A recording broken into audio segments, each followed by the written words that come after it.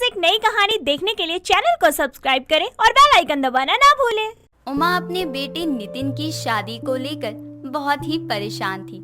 वो हर किसी से नितिन की शादी के लिए कहती और उमा के रिश्तेदार भी नितिन के लिए कई लड़कियों की फोटो दिखा चुके थे, लेकिन नितिन ही अभी शादी नहीं करना चाहता था।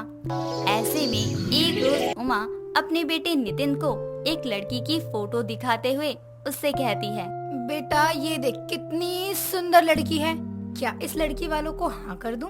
माँ, आपको मैंने कितनी बार कहा है कि मेरी अभी कोई उम्र नहीं हुई है शादी करने की। आपको इतनी जल्दी भी क्या है शादी की? ये तेरी शादी करने की उम्र नहीं तो बता मुझे कब करने की उम्र होगी तेरी? जब तू बोलेगा तभी मैं तुझसे कहूंगी कि चल बेटा अब शादी कर ले, तेरी उम्र हो गई है।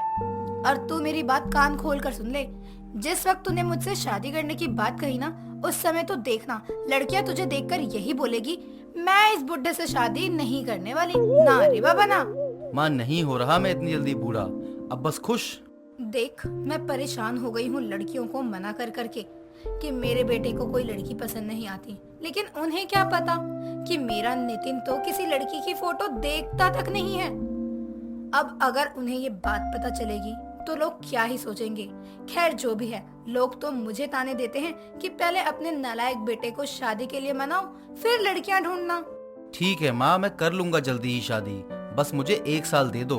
मेरा बस चले तो मैं 1 मिनट भी ना दूं तुझे। वैसे तो मैं अच्छे से जानता हूँ, आपका बस चले तो राह चलती हुई किसी भी लड़की को मेरे गले बांध दोगी आप। उमा और नितिन में आए दिन शादी की बातों को लेकर झगड़े हुआ करते थे।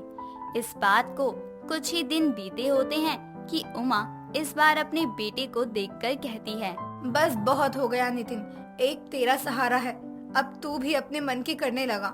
ये तो सही है, मैंने सोचा था कि तू शादी कर ले तो मैं चैन से मर सकूंगी, लेकिन अब मैं अपने पोते पोती का मुंह देखे बिना ही मर जाऊंगी। माँ, आप ये कैसी बात कर रही हो? मैंने कहा ना मैं जल्दी शादी नहीं करूँगा। नहीं, तूने तो सोच लिया है कि अपनी माँ के मरने के बाद ही शादी करेगा ना। देख बेटा, कभी शादी तो करनी ही है, अब तू बाद में जो करेगा वो अब कर ले। ठीक माँ, आपको जो सही लगे, जिससे सही लगे उससे मेरी शादी करवा देना। ये सुनते ही उमा अपने बेटे से कहती है, तैयार रहियो, संडे को तुझे लड़की वाले देखने आ रहे हैं। माँ, अभी आपने मुझ पर इमोशनल अत्याचार किया, जिसकी वजह से मैंने हाँ की, लेकिन आप तो पहले से ही फिक्स करके बैठी हो कि इस दिन मुझे लड़की वाले देखने आने वाले हैं। जो कहा है तूने उस बात पर रहियो अब बस। अब नितिन अपने घर से सीधा अपने दोस्त अंकित के घर चला जाता है और अंकित भी नितिन को उदास देखकर उससे कहता है, भाई क्या हुआ, रोमियो क्यों बना हुआ है? यार मुझे शादी वादी के चक्कर में नहीं पड़ना, लेकिन माँ ने मेरी बर्बादी का मन बना ही लिया है तो मैं उन्हें क्या ही कह सकता हूँ। मैं भी हाँ करके ही आ गया हूँ। ओ भाई बधाई हो, तेरी तो शादी होने वाली है। भाई तेरी करवाऊँ? बोल तो माँ को बोलता हूँ, लंगड़ी लूली बहरी हर तरह की लड़कियाँ हैं उनके पास। कटरीना मिले ना तो बता, अभी हाँ कर दूं? पहले विक्की की तरह शक्ल और पैसे रखने की हिम्मत तो रख, कटरीना खुद चली आएगी तेरे पास। नितिन को शादी नहीं करनी थी और उमा को अपने बेटे नितिन की शादी करवानी थी। ऐसे में नितिन और अंकित एक धांसू प्लान बनाते हैं, जिसमें अंकित को नितिन लड़की का पूरा गेटअप देकर उसे साड़ी, लड़कियों की तरह लंबे बाल पहनाकर छोटी शादी करके घर लाता है।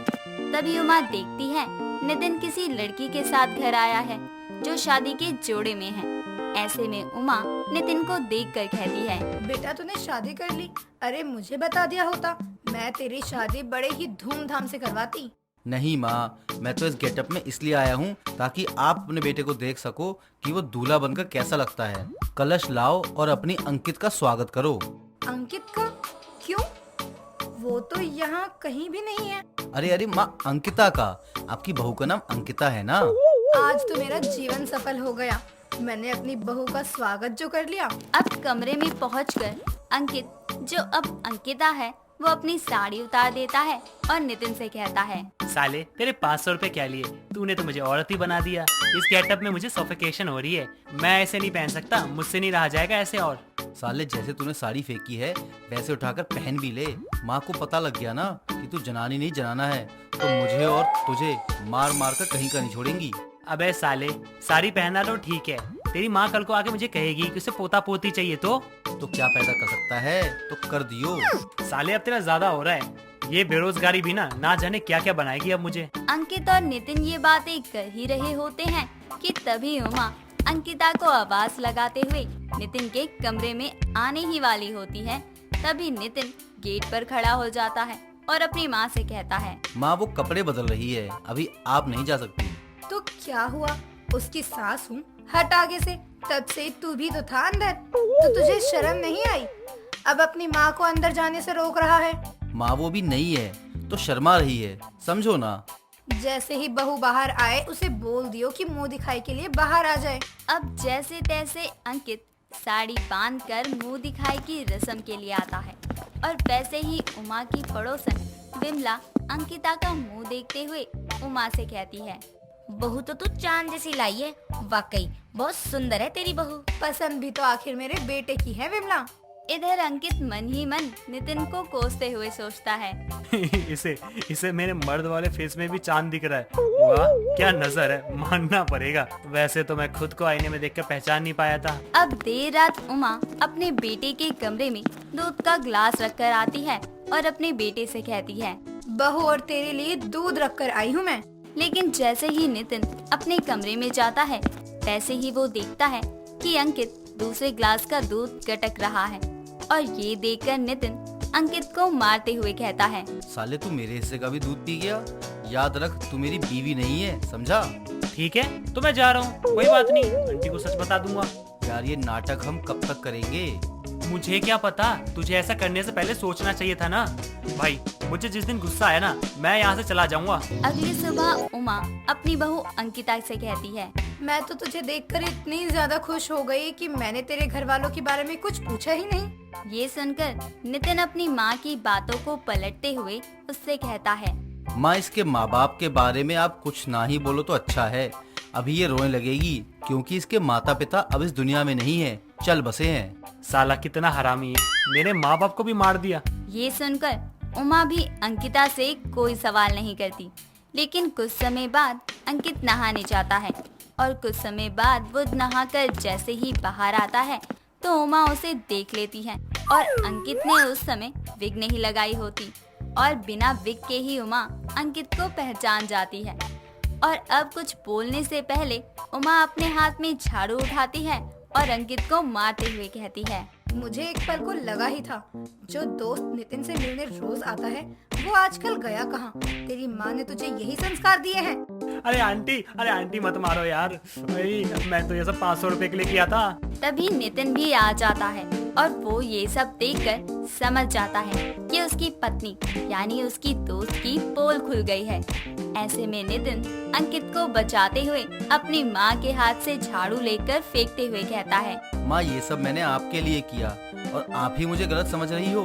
500 रुपए के लिए तुमने अपने ही दोस्त को औरत बनाकर उसके साथ रात भी बिताई और मुझे कह रहा है कि ये सब आपके लिए किया? तुझे शर्म नहीं आई बिल्कुल भी? तूने ये नहीं सोचा कि तेरी माँ को जब ये बात पता चलेगी तो क्या होगा? आंटी जी सब इसका किया धरा है। हाय मैं तो लुट गई, बर्बाद हो गई। मेरा बेटा अपने घर में बहू नहीं बहुरा लाया है। मुझे क्या पता चांद सा चेहरा और उसके पीछे का राज इतना गहरा होगा। माँ अब आप चुप करो, क्यों शुरू हो जाती हो बात बात पर? तू ही सबकी जड़ है, तू अपना मुंह बंद रख आज। उमा तो अब किसी को मुंह दिखाने के लायक ही नहीं रहती। कुछ दिनों में वो मंदिर में जाकर एक सांवली लड़की से नितिन की शादी करवा देती है, जिससे नितिन की शादी की बात चल रही थी ताकि लोगों को शक ना हो। लेकिन लोगों की नजरों से भला कौन ही बच सकता है। सबको पता चल जाता है कि नितिन अपने ही दोस्त के साथ झूठी शादी रचाकर उसके साथ रहता था, जिससे नितिन की तो बहुत बदनामी होती है। दोस्तों अगर आपको ये कहानी पसंद आई तो इसे लाइक करें, शेयर करें और कमेंट करके बताएं कि कहानी में आपको सबसे अच्छा क्या लगा।